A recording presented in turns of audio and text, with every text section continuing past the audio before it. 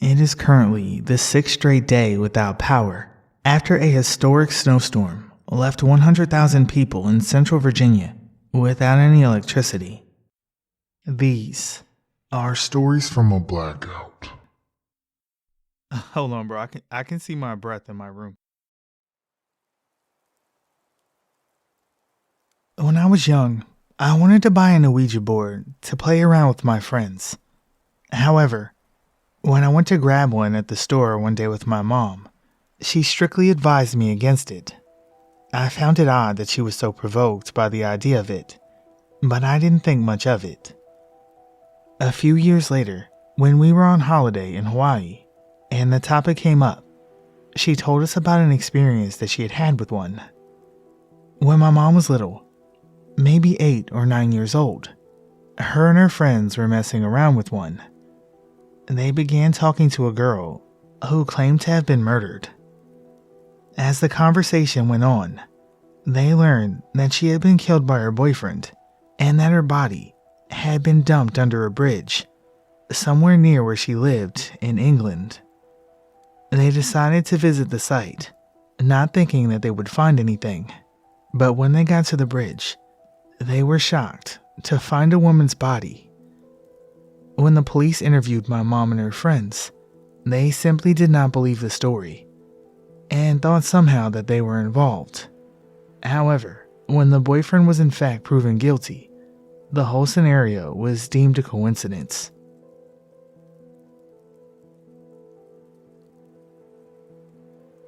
I've been watching a lot of stuff lately about unexplained encounters and figured I'd finally share one of mine. This happened to me when I was 16 and still bothers me several years later. I've always had a weird sleep schedule, and when I was 15 or 16, it was very common for me to be up at 2 a.m. and even later in the summertime. And one night, at around 3 a.m., I decided to go outside into my backyard and get some fresh air since it was a warm night. At the time, I lived in the suburbs in southern Tennessee in a pretty rundown neighborhood. The house next to ours had been abandoned for a couple of years, and I always joked that it was cursed because 3 separate people had bought it, moved in, and then sold it and moved away again, all within the span of maybe 5 years. At this time, the house was unoccupied and had been for some time. While I was outside, I started listening to music on my MP3 player and with my headphones on. After a while, I started hearing a growling or snorting noise. It wasn't super loud, but still managed to get past my headphones and my music. After pausing my music and listening for a minute, I realized it was coming from behind me, where the abandoned house was. It sounded like something pretty big was making the noise, and I figured maybe a large stray dog had gotten into the neighboring yard somehow. Since that yard and mine were separated by a tall fence, I just ignored it and went back to my music. The noises continued periodically, and finally, after a while, I decided to just go over to the fence and find out what was making them.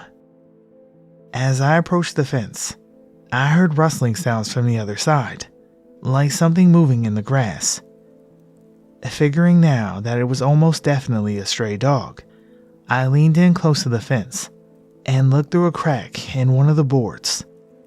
A pair of huge yellow eyes was staring directly back at me at about eye level. I kinda stood there, frozen like an idiot for a few seconds, but then I heard the growling noise again, this time inches from my face, and that snapped me out of it. I turned and ran back into my house, locked the doors, and failed to sleep that night. The next day, I looked through the fence again to see if there was a logical explanation. Maybe it had been a dog standing on a table, or a stack of boxes, or something like that. But the yard was totally bare. No boxes, no patio furniture, nothing. whatever had looked at me was actually as tall as I was. I moved away a few years later and never went back, so I have no idea how that house or that neighborhood are doing now. But for the rest of the time that I lived there, I deliberately ignored any and all weirdness from the other side of that fence.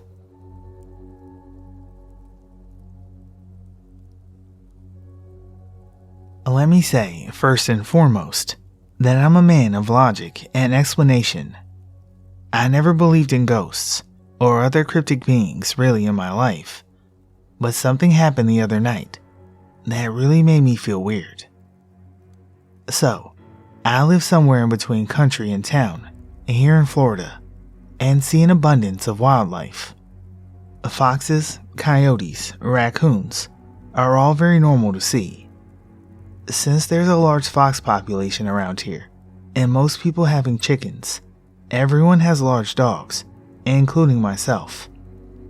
I have a 70-pound boy and 60-pound girl pit. They're fearless. They know this is their property, and they protect it as such, alerting me if they hear something. And if they do, I open the door and they run out to chase off whatever it is. The other night, I woke up randomly, and it was disturbingly quiet outside. Like, not a single cricket. And my dogs were not on my bed like they usually are. All of a sudden, a howl like I've never heard in my life went off like a siren and sent a chill down my spine. Like a deep yell almost, but definitely from an animal. I turned the lights on in my house to see my pits at the very back of their dog crate, shaking. I've never seen a look on my dogs' faces like that. Purely terrified. So, I turned all the lights back off and grabbed a flashlight and looked out of my back window. What I saw, about 200 yards off by the tree line, near the back of my property, was this dog thing. I barely saw it, but from what I did see, it appeared similar to a hyena build, with a large amount of fur on its neck, like a mane almost, and skinny back legs. Its head looked very wolf-like, with erect ears and a large skull. It was fucking huge. It was so black that it was hard to make out distinct characteristics, but its presence scared basically any living thing that was around it. The next morning, I went to the spot I saw the animal, but I saw no tracks or hair or anything. But I know what I saw, and I've never seen anything like it before. Has anyone in Florida ever seen anything like this? We've been finding a lot of dead dogs in the area. Dogs that are fairly large and are being killed by something. A lot of people think it's coyotes or maybe a feral dog, but I think it's the thing that I just saw. Just seeing my dog so terrified really scared me.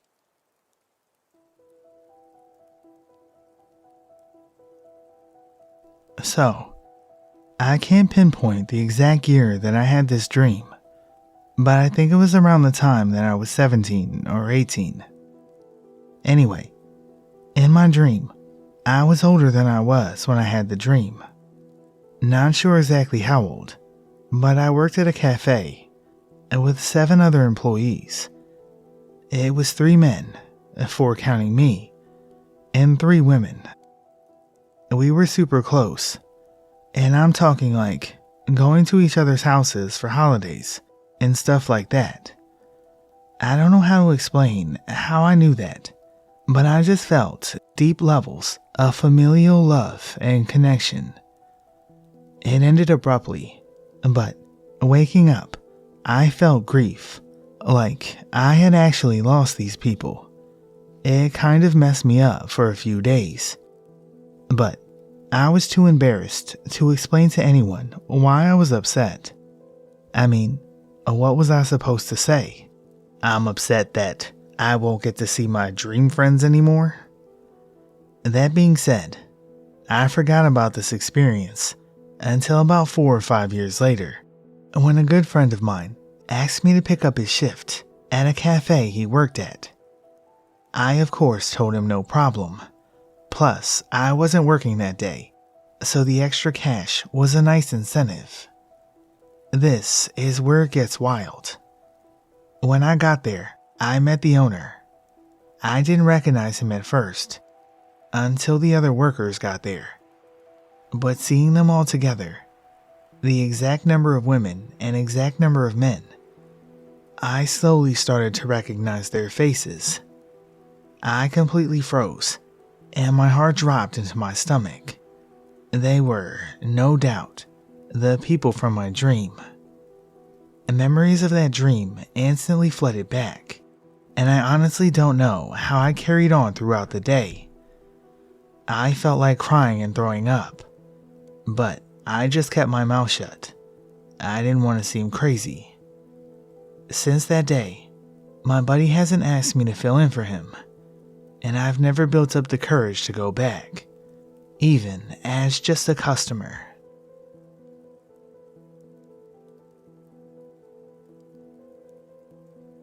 I recently went out to eat with a friend, and I brought up glitches in the Matrix as a topic of conversation. My friend had never heard of glitches before, but he was very curious and grew very interested as I described what they were.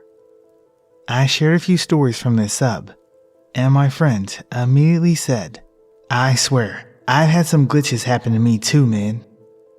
He then goes on to tell me 2 interesting stories that happened to him. I'm going to share them from his point of view. One morning, I was driving to work at around 6 a.m. and had just gotten on the highway. As I drove, I was coming up on a car that just looked a little off. As I approached it, the only way I can describe what I saw is that the car looked like it had not fully loaded. It looked like it was still buffering or something. It looked pixelated and blurry, like a video game or something that was still loading up. As I passed the car, I was so confused on what I was seeing, but it quickly fixed itself as I made my way past it. I looked behind me, and it was a normal looking car with a younger girl driving it. It looks completely different than it did just seconds before. Another time, while I was also driving, I was on the main road and was about to pass a car coming in the opposite direction. As the car passed, I saw all 4 people in the car staring directly at me in my eyes. What makes it weirder is all 4 people were extremely pale white, like paper. Also, they had really big black eyes, kind of like raccoon eyes. They didn't have pupils. As they passed me, they were all locked dead on my eyes. It was like a father and mother in the front seat, and a boy and girl in the back. None of them broke eye contact as we drove by each other,